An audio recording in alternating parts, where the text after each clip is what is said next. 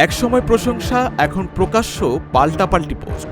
জাতীয় নাগরিক পার্টির নেতা সার্জিস আলম আর প্রবাসী সাংবাদিক ইলিয়াস হোসেন, তাদের সম্পর্ক এখন কি ভাঙনের মুখে? 25 এপ্রিল ডেইলি স্টারের প্রতিষ্ঠাবার্ষিকীতে এনসিপির পক্ষ থেকে শুভেচ্ছা জানাতে যায় সার্জিস আলম।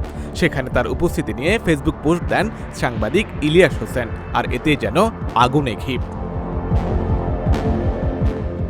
জবাবে সরব সার্জিস আলমও। পাল্টা পোস্টে ইলিয়াসকে সরাসরি গুজববাজ আর উদ্দেশ্য প্রণোদিত প্রচারক বলে আখ্যা দেন তিনি। একটি গ্রুপ থেকে 20 কোটি টাকা নেওয়া, সীমান্তে ওবায়দুল কাদেরকে পালাতে সহায়তা, এসব অভিযোগকে ননসেন্স বলেই উড়িয়ে দিয়েছেন সার্জিস। এমনকি চ্যালেঞ্জ ছুড়ে দিয়ে বলেছেন, প্রমাণ দেখাতে পারলে রাজনীতি ছাড়ব, না পারলে বন্ধ করুন এই অ্যাক্টিভিজম। অন্যদিকে ইলিয়াস হোসেনের পোস্টে উঠে এসেছে সার্জিস আলমের চাঁদাবাজি, ধান্দাবাজি আর বিতর্কিত জীবনযাপনের অভিযোগ। তবে অবাক করার বিষয়, এই ইলিয়াসকেই কিছুদিন আগেও প্রশংসা করেছিলেন সার্জিস।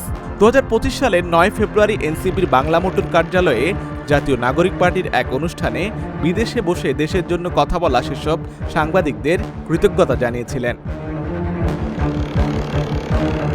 তাহলে কি সম্পর্কে বদলে গেল এত দ্রুত? রাজনীতি নাকি ব্যক্তিগত দ্বন্দ্ব? নেটিজেনদের একটাই প্রশ্ন, সম্পর্কে কি সত্যিই ফাটল ধরেছে?